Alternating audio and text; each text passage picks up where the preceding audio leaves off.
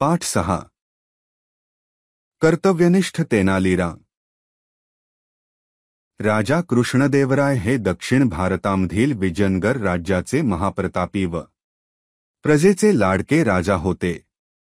ते खूप पराक्रमी होतेच, त्याचबरोबर ते स्वतः कवी आणि कवितेचे संरक्षक होते. त्यांच्या दरबारात तेलुगू भाषांच्या 8 प्रसिद्ध कवींना संरक्षणाबरोबरच मानसन्मानही मिळत असे. जे 8 कवी अष्टदिग्गज म्हणून ओळखले जात असे आणि स्वतः कृष्णदेवराय हे आंध्रभोज या नावाने विख्यात होते. अर्थात अष्टदिग्गजांमध्ये तेनालीरामला स्थान होतेच. तेनालीराम हे राजा कृष्णदेवराय यांच्या दरबारात राजविदूषकाबरोबरच राजाचे मुख्य सल्लागार होते. राजा कृष्णदेवराय आणि तेनालीराम हे नेहमी एकत्र राहत असे. एकदा प्रसन्न व थंड वातावरण असताना राजा कृष्णदेवरायच्या मनात वनविहारासाठी जाण्याची इच्छा झाली. ते आपल्या काही मंत्री व सेवकांना घेऊन शहरापासून दूर एका जंगलात गेले. तिथे ते बस्तान बसवून राहिले. संगीत, गाणे, गप्पागोष्टीत काही दिवस निघून गेले. एक दिवस सकाळी राजा कृष्णदेवरायने आपल्या सेवकांना सांगितले की जंगलात येऊन आपल्याला खूप दिवस झाले आहेत, परंतु आपण शिकारीला गेलोच नाही. आज आम्ही शिकारीला जाणार आहोत. राजाच्या आदेशानुसार सर्वजण शिकारीला निघाले. राजा कृष्णदेवराय तलवार आणि कमान बाणासह आपल्या घोड्यावर बसून शिकारीला निघाले. तेनालीराम जेव्हा त्यांच्याबरोबर निघाला तेव्हा एक मंत्री म्हणाले, महाराज, तेनालीराम आता वृद्ध झाले आहेत. ते आमच्याबरोबर आले तर थकतील, उलट त्यांना इथेच आराम करू देत. ह्या त्यांच्या बोलण्यावर सर्व मंत्री हसायला लागले. तेनालीराम हे राजा कृष्णदेवरायचे खूप प्रिय मंत्री होते. त्यामुळे मंत्र्याच्या म्हणण्याकडे लक्ष न देता त्यांनी तेनालीरामला आपल्या बरोबर घेतले. सर्वजण जंगलाच्या मधोमध आले व अचानक राजा कृष्णदेवरायांना एक सोनेरी रंगाचा चित्ता दिसला. राजाने त्याचा पाठलाग करायला सुरुवात केली व ते घनदाट जंगलात आले. महाराजांना तो चित्ता काही अंतरावरच दिसत होता. राजाने धनुष्य बाणाने आपला निशाणा लावला.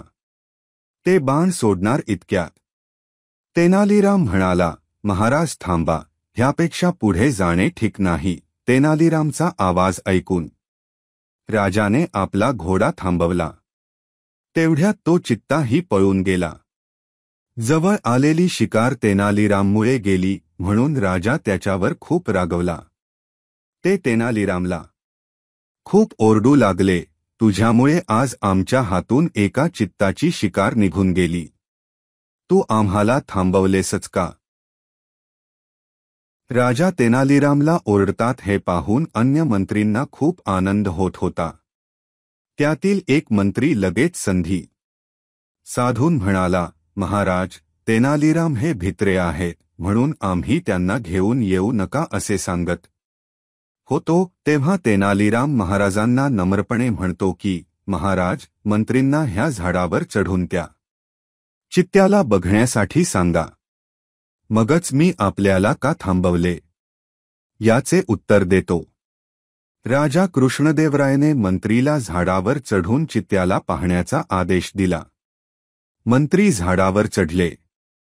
तेव्हा त्यांना विचित्र दृश्य दिसले.